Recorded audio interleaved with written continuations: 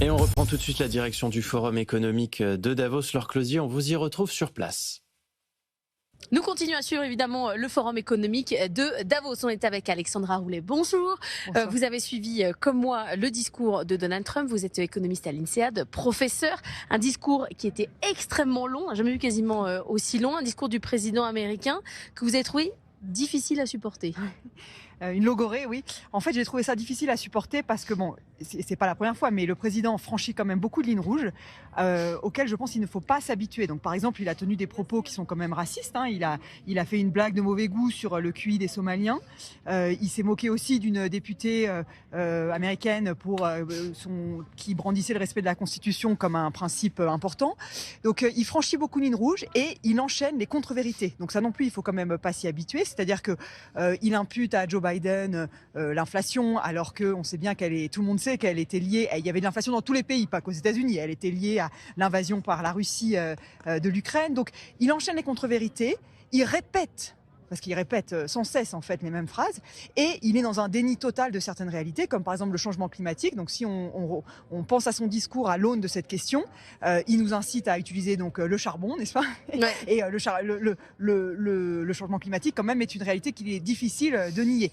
Donc c'est sur tous ces grands principes que je suis oui, assez consternée, même si c'était pas une surprise, je m'attendais pas tellement à autre chose, mais disons que je pense qu'il faut continuer de dire que ça n'est pas possible de parler comme ça.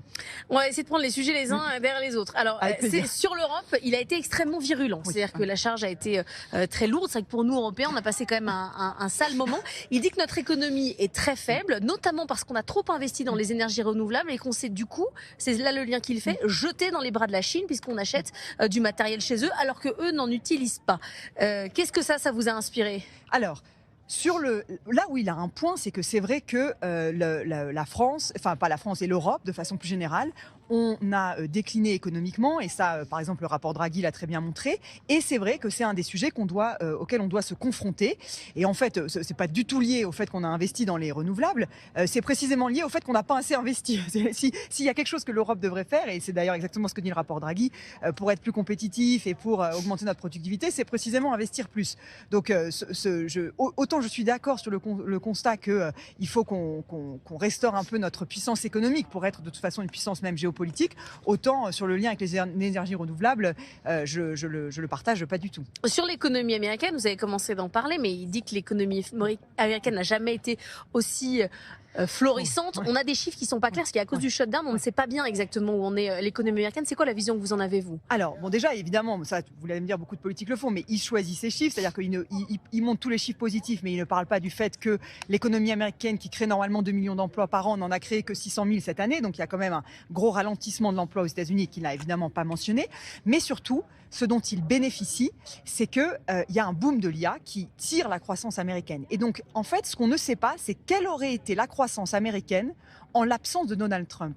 Et moi, ma vision, c'est qu'elle aurait été supérieure. Donc, c'est-à-dire que lui, il attribue la croissance américaine et, c'est vrai, les bonnes performances des marchés financiers à ses politiques. Mais ça, on n'en sait rien. Le marché financier ont été performants. Pourquoi? Du fait de l'IA. Et d'ailleurs, il n'y a pas que les marchés financiers américains qui sont performants. Ils le sont encore plus dans d'autres parties du monde. Donc, c'est là où en fait, il tire des liens de causalité entre ses politiques et certains chiffres qui sont tout à fait erronés. Qu'est-ce qui vous fait dire que ça aurait pu être encore mieux l'économie américaine s'il n'avait pas été là? C'est les tarifs, par exemple? Alors oui, donc les tarifs, par ailleurs, il dit ça n'a pas eu d'effet sur l'inflation, alors que tout le monde disait ça. Bon, ce qu'il faut bien comprendre, c'est que les tarifs, ils sont entrés en vigueur quand même que dans la deuxième partie de l'année. Donc déjà, on n'en a pas encore vu les pleins effets. Par ailleurs, les entreprises américaines, elles avaient anticipé ça, donc elles avaient stocké au premier trimestre. Donc, si vous voulez, je pense, et je suis pas la seule à penser, beaucoup d'économistes pensent que l'effet des tarifs sur l'inflation, on l'a pas encore vu. Et là aussi, ce qui se passe, c'est que l'inflation, si vous voulez, il n'y a pas que les tarifs, donc on ne sait pas ce qu'elle aurait été. Elle aurait été peut-être plus faible, et elle aurait sûrement été un petit peu plus faible malgré tout en l'absence de tarifs. C'est vrai qu'elle n'a pas explosé, mais on n'a pas encore vu le plein effet de ces tarifs à mon avis, sur les indices des prix. Il y a une rupture ici avec les Américains. Du côté européen, on a raconté ce dîner hier qui s'est passé au World Economic Forum où Christine Lagarde est partie ainsi que des patrons européens. Ça a mis fin au dîner, ils n'ont même pas pris le dessert. Est-ce que ça peut avoir un impact économique dans les prochains mois, les prochaines années? Est-ce qu'il va y avoir des nouvelles stratégies européennes? Comment vous sentez tout ça? Alors moi, je suis assez content de savoir cette réaction en effet de certains Européens à l'agressivité américaine parce que si vous voulez, je trouve que c'est un peu en contraste avec un autre discours qu'on entend ici au World Economic Forum. Moi, j'entends aussi quand même, j'ai beaucoup de conversations où les gens finalement, je ne sais pas si c'est par adhésion ou par pragmatisme, mais se sont rangés derrière la loi du plus fort, c'est-à-dire finalement soutiennent en fait Donald Trump et ses positions, pensent qu'il va arriver à ses fins sur tout un tas de sujets et par ailleurs considèrent que d'un point de vue pragmatique, l'Europe doit se soumettre, même si c'est pas exactement les termes qu'ils utilisent forcément. Et moi, je pense que c'est pas acceptable. Je pense qu'il faut exactement avoir la réaction qui a pu être celle de plusieurs personnalités au dîner d'hier soir, parce que il faut rappeler quelles sont nos valeurs, qu'est-ce qui est acceptable, pas acceptable. Et il faut avoir, si vous voulez, à la fois il faut être certes réaliste, mais il faut quand même aussi pouvoir avoir un rapport de confrontation également. Il y a une idée quand même ici qui est assez poussée, qui dit finalement Donald Trump nous pousse dans les bras des Chinois. Alors il y a cette critique sur le renouvelable. Il y a ici la patronne de BYD par exemple qui nous a dit que elle est prête à venir regarder de près les consommateurs américains. Emmanuel Macron a précisé hier, oui, mais venez investir, il faut participer à la croissance européenne. Oui. Pour vous, il faut faire du transfert de technologie, pousser les Chinois à investir chez nous? Donc en effet, ce qu'Emmanuel Macron a proposé, c'est un transfert de technologie dans l'autre sens. Avant, c'était nous qui transférions nos technologies vers la Chine. Et là, il a dit, bon, et les Chinois peuvent venir investir. Maintenant, c'est vrai que dans tout un tas de domaines, les Chinois sont leaders. Et donc, moi, je suis favorable à cette approche. Je suis tout à fait favorable à cette approche. Je ne pense pas que le fait que les Américains aient durci le ton par rapport à l'Europe nous pousse dans les bras de la Chine. Je pense qu'il y a en effet il y a une rivalité sino-américaine dans laquelle...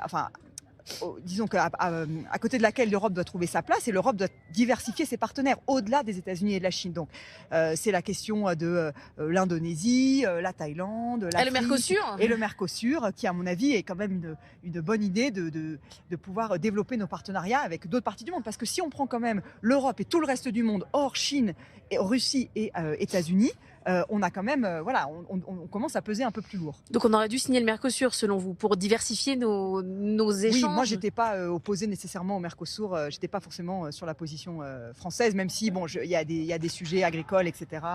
Mais je pense qu'en tout cas la stratégie de diversification, je pense que l'Europe a eu raison de signer le Mercosur. Alexandra Roulet, ce World Economic Forum, au départ, enfin les années précédentes, on parlait beaucoup d'inclusion, de diversité, de changement climatique. Ce sont des sujets qui ont quasiment disparu du planning là sur cette édition. Et surtout, on parle d'une mainmise totale des Américains sur le forum. Est-ce que c'est ce que vous avez remarqué? Oui, je dois dire. Alors déjà, il y a une petite ironie parce que le thème du forum, c'est quand même un esprit de dialogue. Oui. Donc normalement, ça devrait quand même aller de pair avec la diversité parce que l'idée de dialoguer, c'est quand même de dialoguer avec des gens avec lesquels on n'est pas forcément d'accord et qui ont une diversité de points de vue. Donc je pense que justement parce que le monde devient un peu non coopératif et conflictuel, c'est d'autant plus important de garder en tête des sujets comme la diversité. Le changement climatique, en effet, il y a un retour de bâton sur ces sujets et ça, c'est vraiment très inquiétant parce que le changement climatique ne nous attend pas. Donc ça, c'est clair qu'on va devoir s'y confronter tôt ou tard. Et oui, j'ai trouvé qu'il y avait... en fait, les Américains arrivent à imposer la loi du plus fort et beaucoup trop de gens, je trouve, s'y résignent en fait. Alors peut-être que c'est leur intérêt de s'y soumettre. Notamment leur intérêt business, on va dire. Mais je pense que c'est... Non, je suis un peu en désaccord avec cette attitude. Merci beaucoup Alexandra Roulet d'avoir été avec nous depuis Davos. Merci Laure.